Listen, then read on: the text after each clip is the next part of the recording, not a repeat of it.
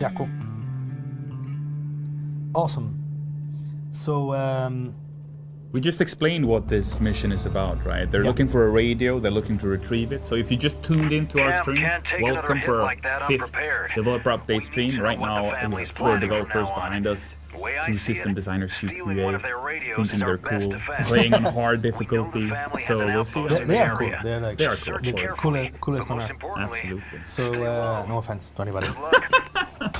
All right. So what's happening now? So right now they need to locate the bandit camp where the family is hiding, and they took just here a small room for some extra loot.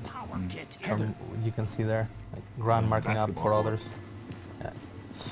So And like we said, walkers, they spawn randomly, right? So sometimes there's a ton of walkers here, sometimes there's few, and so on. So you always have a different situation. So this is one of the special workers we spoke before. If the family's been through here, armored they one. must have left a clue about their As plans you've or seen, like they location. remove their Search helmet everywhere. to be able to hit their head. Now they need a bit of noise, so workers are getting excited.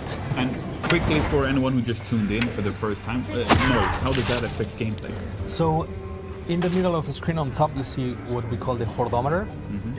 So when you generate too much noise, this starts growing, and you don't want that to go up, right? When it goes up, it has different levels or intensities, right? And then workers start spawning, right? And it's a horde, so they're gonna keep coming over and over and over until you complete the mission, right? So that's a very fun thing that we've seen, like players discovering and experimenting with the hordometer, right? Trying to keep it low, always, right? At the beginning they go a bit like Rambo style, woohoo! Yeah. And then you're like, oh shit, this is important, right? Yeah. So then they start like being more cautious, playing more silently or stealthy, right? And then trying to keep the hordometer to trigger as late as possible, right? Because then hordes start coming, and then the only thing you can do is like just run. Yeah, And try get to out of evade there. them. Yeah. Utilizing parkour skills and other things. Jumping over objects. Yeah. And for me, I think the hordometer is so important because one, it stays true to the Walking Dead universe. I think that's been so important for us during production, and for Robert also, seeing as we designed it all together with him. But also, it provides a dynamic difficulty. They burned each other there. What happened? So It threw somebody someone threw drop a Molotov Yeah. Grant. That's Tyler. Of course he did. That's awesome. So, and what are they doing now? They're looking to open a gate. So yeah, they are looking for a way to get that gate open. So in this case here, they need to get fuel that they need to put back into that lift, that forklift, and then open the door, right? So the guys are exploring the environment, checking out. Oh, look at that! Heather found or was it Grant? Grant found a weapon case.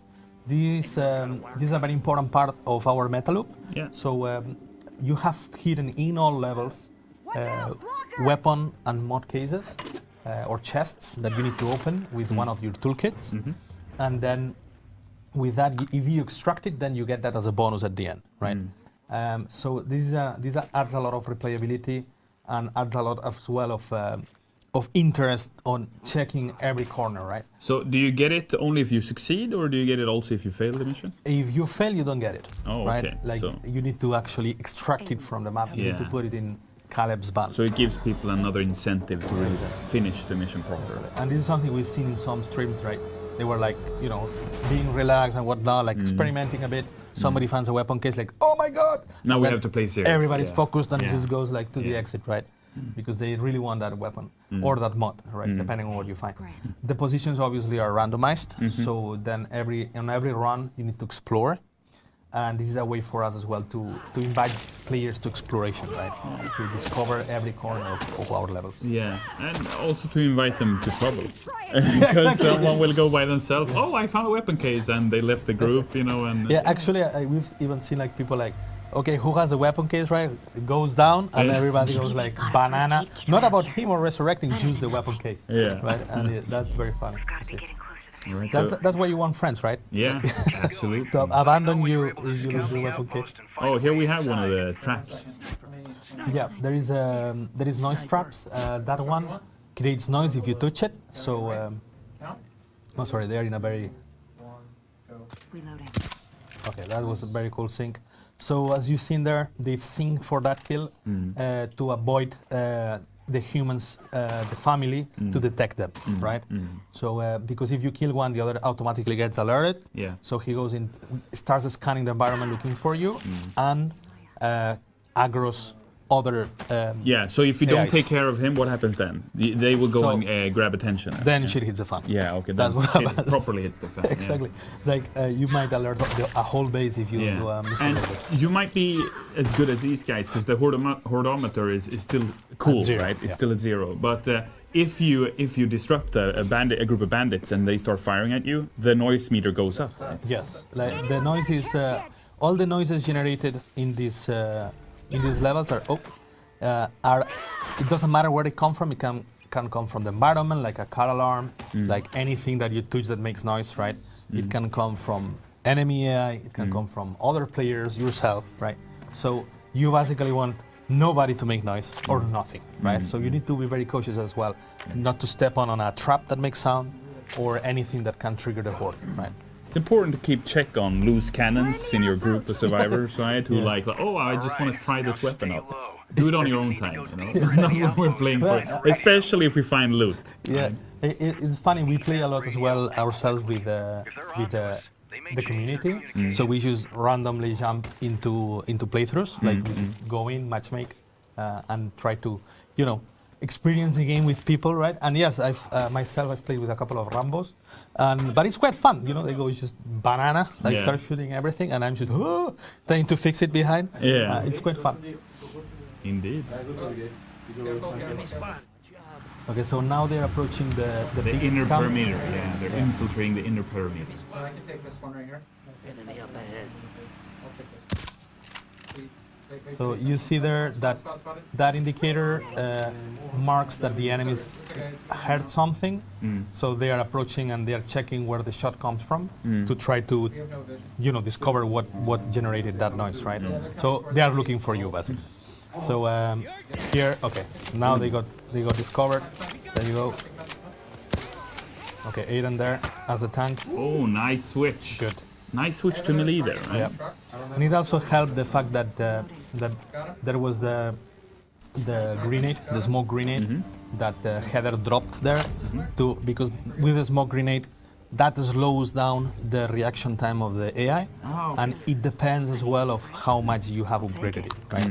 So at the beginning, the reaction time is pretty low, as you've seen here. They were still very effective, but then they start coughing, and then Yeah, and that's why we talked about level caps before, right? Because the game has RPG elements, role-playing elements, where you go from level to level, and when you get another level, you can choose new skills, etc. Can you tell us a bit about that?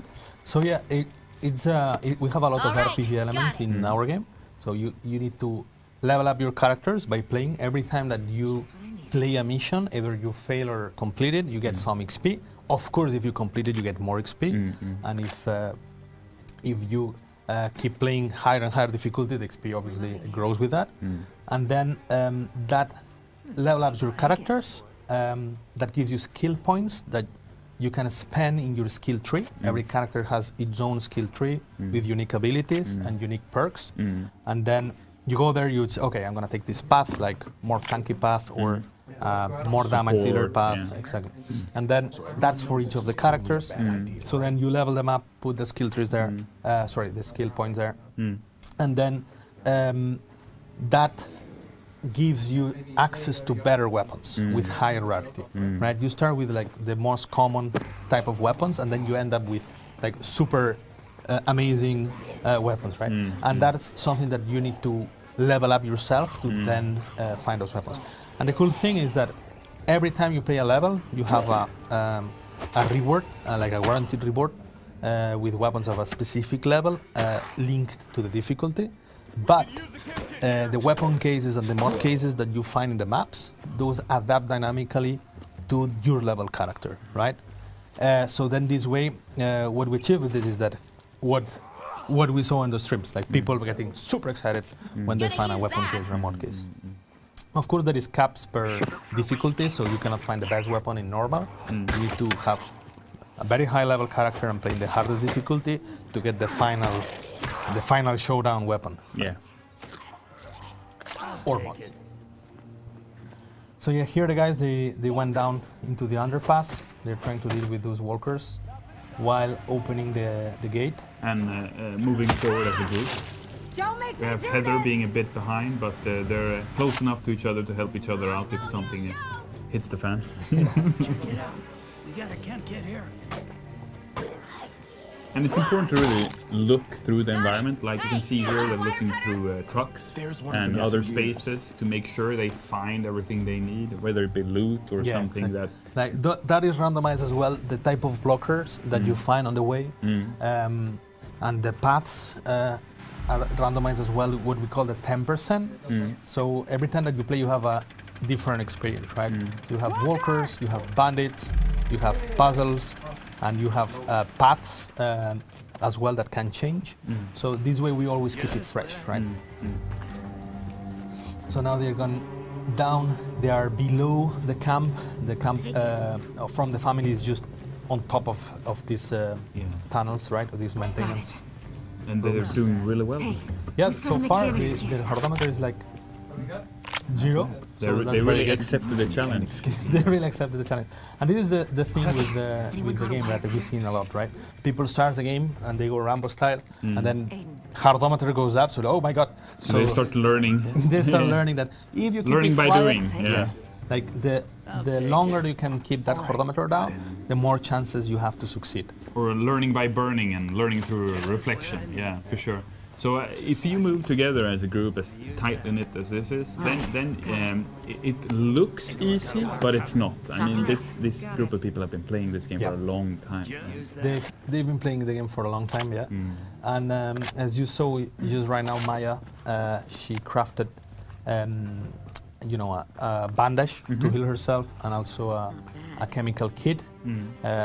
You have in the game locks that lock loot, paths, rooms, and all of those are also randomized. So, and you unlock new toolkits Just go inside the main outpost. in your camp, right? So you upgrade your camp. Everything that you pick up here has a purpose, which is upgrading your camp. And then with those upgrades, you can actually unlock toolkits that you can use in the mission. So if you're playing the level and you find, oh, this requires a wire cutter, for instance, right? Like Heather right now, she has a wire cutter.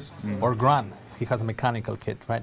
So if you find those blockers, it means that you need to go back to your camp, unlock those toolkits, come back to the game, and then you will be able to access that zone, right?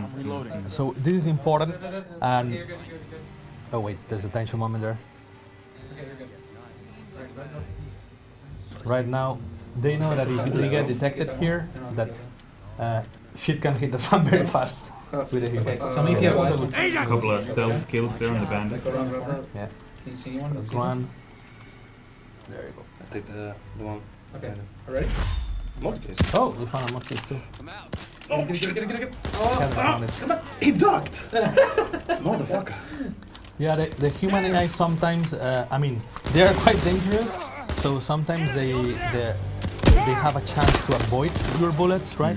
It's not like Matrix style. They just see you that you're gonna shoot and they just crouch. Yeah. So you can just trigger boom and lose a bullet, right? Yeah. And this You'll is be a up in cool, no time. a cool feature that we've seen also in the streams, that when it happens, people go like, oh my god! Yeah, Right, it because creates a small bullets are panic. scarce. You don't have as many bullets as maybe people have played other first-person shooters, and they're used to being able to spray and pray. But you have Yeah, to be careful how you use ammunition in these story missions, like listening in. Exactly. At the end, you are not a Rambo or a super professional military that goes there with your chopper full equipped, like all the guns. and all You're a that. group of Actually, 4 civilians Exactly. who've been part of the outbreak and are trying to make do. Yeah. And Trying right to now survive. here in this camp, for instance, they are stealing ammo from the family, equipment there as well for the camp. Those work as supplies, and but they are going through the level trying to get as much as they can from them, right? With their main objective, finding and stealing the radio, right? Maya is deploying a health pack to get the team back up and running. The health pack also, like all abilities, can be upgraded, and it increases the effect, it increases the amount of usages. It depends a lot on each of the core abilities of each character. Okay. Here they're taking this path. Okay, that's interesting. Why is that interesting? Well, there is a couple of ways you can approach this level. And this one here, as you can see from Maya's point of view, is not very safe walkers-wise, but it's true that there is no humans here, and as they are trying to keep the hordometer low, actually it's a good choice. But it's not gonna be easy. So there you go. Now they need to do a small cleanup phase. Yeah. Oh, nice one. And it's takedown. So Heather with the pickaxe.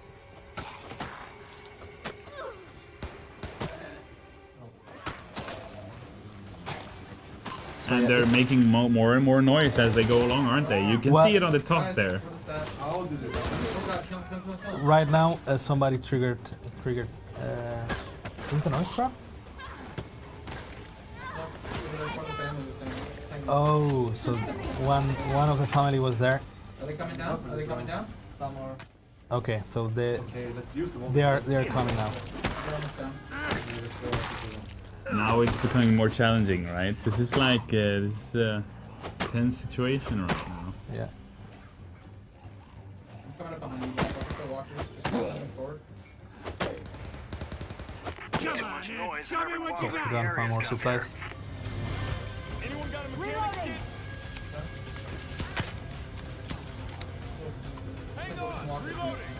Who's got a mechanics kit? And the interesting thing, looking at gameplay like this, is that the difficulty, not only is it dynamic through the hordometer, but also like how the four of you play, because it's designed as a co-op game. Sure, you can play by yourself, you know, and difficulty scales depending on how many players you are. So if you're playing by yourself, it's one way. If you're playing 4 people, it's another. And of course, it also depends on what difficulty you chose. You know, now we're playing hard, so when the going gets tough, it gets really tough fast. Yeah, actually, this is a question that we've received a lot. Can I play the game alone? Yeah, absolutely. And actually, thanks Fisk for the stream, was amazing. Yeah. Like he just tried to go and like solo the game over and over, and it was very cool. Like seeing how he managed to actually complete Hell or High Water. I don't know how many times. Like, but we were just watching there with the team. Like, it was very cool. And yeah, when you play alone, there is a couple of ways that we do to help you out. Of course, we scale the difficulty, but also we allow you to have revives, right? So when you're playing co-op, you can die up to 3 times before you get into the, waiting zone, right? Like you just go in spectator mode for a while and then you come back to the game. And when you're playing alone, what we do is that when you die, you get respawned in the last checkpoint, right? So then that's something that you can use, when the level gets really tough, and you get killed, you respawn and you can continue. Right? But it depends a lot on the tactics. Obviously, the builds, as we said before, the RPG elements that we have, right? If you play as a group, you will go with a specific build set, complementing your friends, right, or other characters. And if you go alone, you're gonna build a different type of character and skill set. Yeah. Right? And what kind of weapons you pick to bring with you into the missions also. Yeah. Right, and the good thing is that all of the characters are good for stealth, right? Heather, being a scout, you have a bit of an edge there, but then Maya has the back, the medical back, right? Yeah. So, what do you do? What do you choose? Like more health or more sneaky, right? Yeah, it's Aiden up to you has to more decide. life, right? Yeah. And Aiden has a bigger health bar, so he resists more, right? So that's also a good choice, right? And then you have Gran with his sniper rifle that you can kill from afar and be very, sneaky. Yeah. So any choice is good, actually. All the characters are able to go into full combat or stealthy, but of course your playstyle changes depending on who you are playing with. So there you go. Now they got the elevator, so they are trying to get up. And they're second really floor. close to filling 1 level of the hordometer. That is really, really close, yeah. So does the hordometer, does it ever go down or will it stay there? So they can't get it down. They have to be really careful not to activate the next step. Yeah, so they cannot get it down, and this is one of the key elements, right? Because then imagine that we will make it go down, right? It goes down. So what will people do? Right now they will wait in this elevator Yeah, for 10 minutes. for 10 minutes until it's zero, right? Yeah. That is not fun. So it keeps growing up as soon as they make noise, right? Or enemies make noise, or Now the the radio environment room's makes gonna be noise, somewhere right? on the roof, And then they so need look to around and find it actually adapt and quickly. advance, right? Never stop, like just always move forward.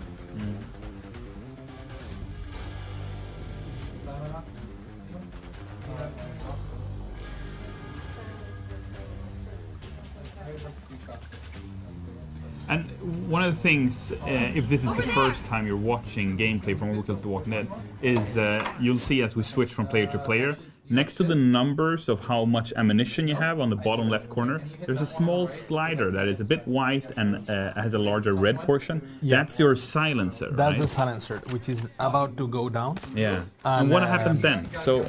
So if they make noise now, You just start happened, happening. then the hordometer goes up, right? So- but the silencers allow you to actually hide the noise, right?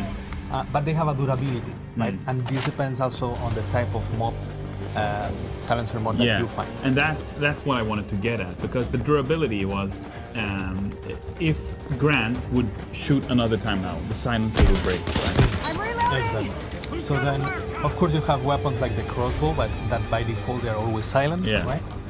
But it has a curve, right? Like Sounds like something broke. the bolt just has a curve down, Yeah. so you need to be very precise. That's why in the scopes you have these 3 dots, so you can calculate by Got a distance, wire right? cutter? We help you out a bit there. Well, like the real crossbows. We then reinvent the wheel here.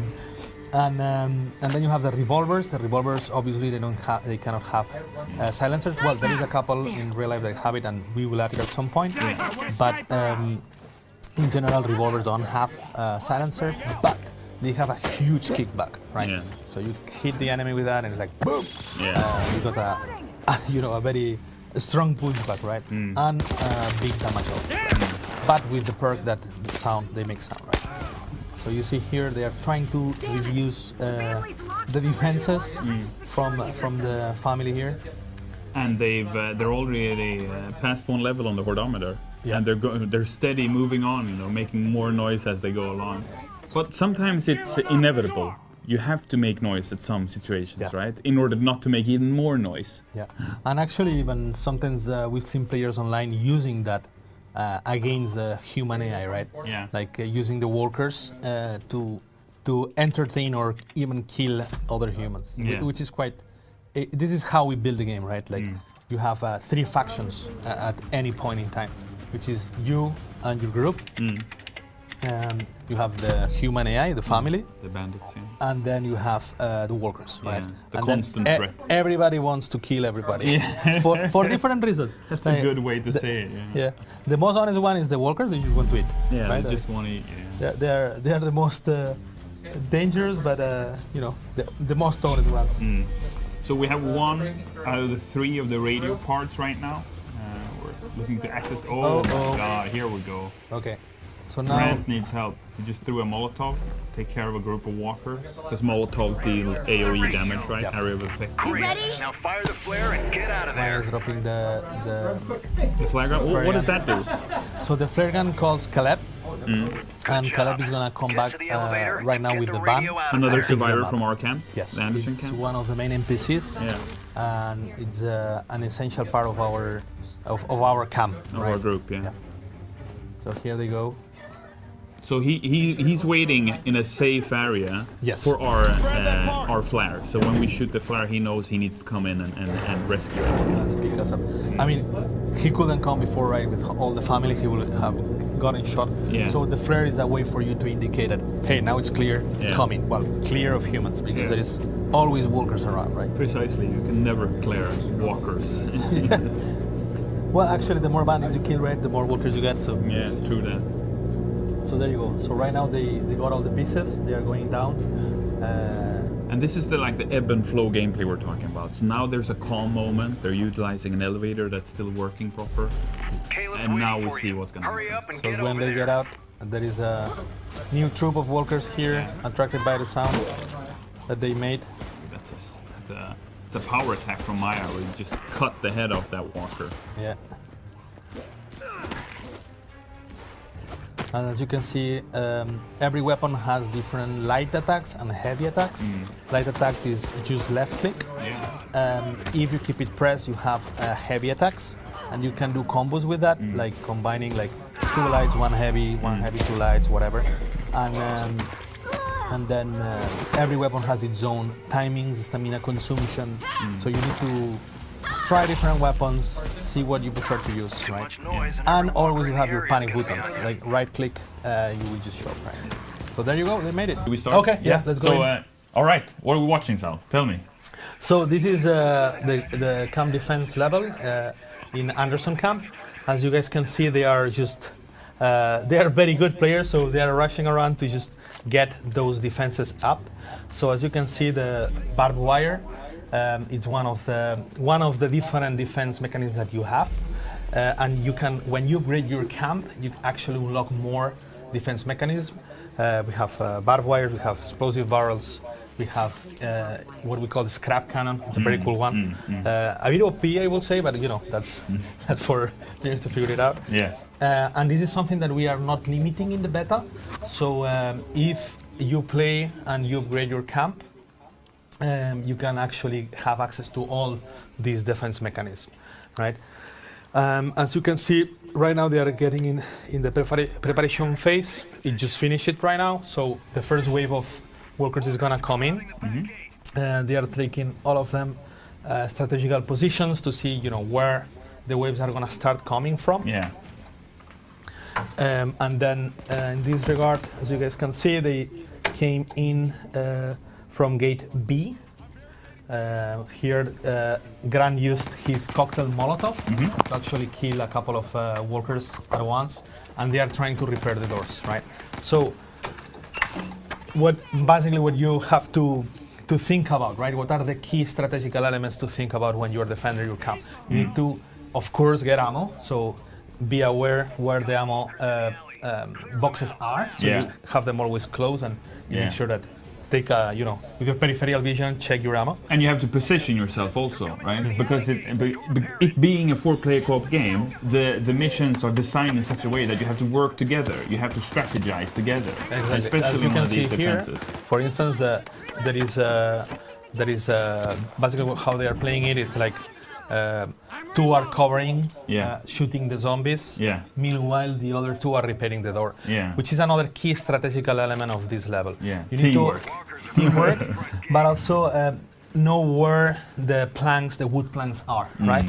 So you need to pick up the wood planks, and with those, it's how you actually can repair the different gates that Yeah. break. Right? Oh, there, another one broke. Yep. This is until you don't clean up this horde of workers.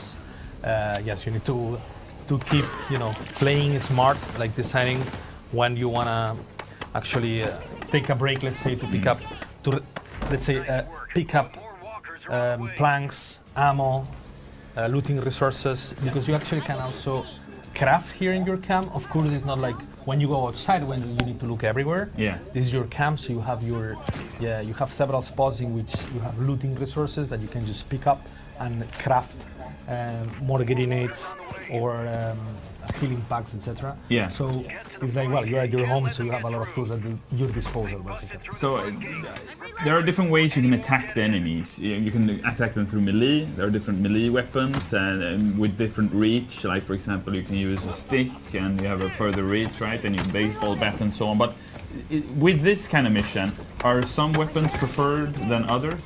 Because it feels like here a shotgun should work so well because there's so many walkers everywhere. Of course, here you don't care that much about the noise or the sound that you're generating, right? So you probably will go for the weapons that have either a higher RPM, like SMGs, M4s, or weapons that have a huge kickback like a shotgun, as you were saying, right? Yeah. Actually, my favorite one is indeed going with a shotgun here. Yeah. And a pistol is always handy because it has a higher RPM. So Because with if the you run out shotgun, of bullets, it just feels so good. Like, Yeah. Yeah. it feels very good. And then, of course, like when you go outside in the wall, not just in the wood camp, you also want to use that shotgun. Yeah. It's indeed satisfying. But you will probably, or you should at least, try to get a silencer for it. So then you always are sneaky. So you don't call the horde, right? Because it's different when you're defending your camp. You're ready. You have all your resources handy. But when you're out in the wild, you know, anywhere in the middle of Washington D.C., like good luck finding not being cornered, right? Yeah, because you get kind of spoiled here on resources almost in comparison to some missions. Yeah. So as you can see, they're closing the gates right now. There are different waves with different intensities that are increasingly higher, right? And as you can see, the Grant, for instance, in this mission is using more often his revolver instead of his hunting or sniper rifle, because like it has a very high RPM, and actually it has a very good kickback too, almost like a shotgun. And it looks really good too, which is important. At least for me when I play video games. I have to look cool, you know what I mean? All right, cool. So how long, I mean, if we look at the UI, so there's on the top of the right, it says keep the gates closed, and it says 9:30. So that means that they have to defend for almost 10 minutes? So there is a time limit. If you go faster than that timer, we don't make you wait. Okay. Right? So it's not time-based, it's actually action-based. So you need to defend the gates as they get open, and then you have a time limit. So in case that you don't close the gates in that timer, then yes, that's a lose condition, right? Oh, okay. Obviously, this timer is shorter as the difficulty goes up, because the things get harder and harder. Here we're playing in normal, but for instance in Overkill, you have more walkers, less time, so you need to really be very well coordinated with each other. What kind of difficulties do you have in the game? So we have different difficulties. We have normal, which is what we're seeing right now. And that's the easiest difficulty. This is yes, but we don't call it easy because it's not easy. Yeah, because it's So normal. Is What else? Is how we think that when you start the game is the best way to approach to it. play it for the first But time. we give you a warning, not saying easy. It's normal. And then we have hard, very hard, and overkill. Of course. Right. Yeah. So 4 different difficulties. Yeah, and then overkill is like it's really really tough. Yeah, and obviously we're watching 4 people play here together, but you can play 3 people, you can play 2 Yes. people, 1 person, and the difficulty scales depending on how many people you play, and also what kind of difficulty you've chosen. So if you've chosen, I don't think during the closed beta we only allow people to play normal, right? Yes, because we want to make sure that, and this is another of our objectives, right? Yeah. That the normal difficulty is indeed well balanced for starters, right? And so we want to focus on it. Yeah. And then after, we will see if we might unlock new difficulties in the phase 2, depending on the community feedback. Precisely. mainly. Yeah. And an important thing as well here is, as you guys have seen, they had to clean up their camp. There were too many workers inside, so the waves stopped to like, okay, now you need to clean it up, right? So they just went around, cleaned the workers that were roaming all around the camp, and then the waves continue going. And it's very dynamic. So as we say, like depending on your performance, on the amount of players that you are, the game adapts to it. So for instance, if you're playing alone and you die, we give you 3 lives, right? So we're being fair with you, like not to issues like, oh, you died, see you soon, right? Yeah. So that's something that only happens if you're playing alone. So this is for the lone wolves that wanna, there is a lot of people and that prefers to play first alone. Yeah. To get a taste of how the game works, etc., and then they adventure into co-op, right? Yeah, and I think whenever we can, we want players to play their own way, their own style. So if you're the kind of player that wants to play alone sometimes, and then you play with 2 or 3 or so friends, that's fine. That's up to you. But at the same time, we also want you to try the game as we meant it to be played. That's why we designed a co-op game. We want you to play together. Yeah. So you can complete the game in any difficulty. alone. This is something that you need to be very good to complete in overkill, Yeah. but you can do it. But of course, we always invite you guys to try co because this is when the game really shines, when you really have like a lot of, let's say, memorable moments, right? Yeah. But if you play it alone, like it's actually a very fun, as fun as an experience, right? So yeah, it's really up to you guys. Like what we always, our philosophy always is like you know, you paid for the game, so you do with it what you want, right? Yeah. So we are not gonna limit you. Yeah. Oh, there's Cool. a lot of walkers on. Yeah, right now they are about to finish the camp defense. And I hear a car alarm. So Yes, for so- players that haven't seen that, or viewers, what's up with the car alarm? So in this case here, like out in the wilderness, right? Yeah. Triggering a car alarm is a very, very bad idea, Yeah. right? Because then you can get a basic walkers will start coming to you, Yeah. right? In this case here, as they are finishing the level, Yeah. they use now the car alarm to actually attract the walkers to where they are to actually clean them up more efficiently and faster.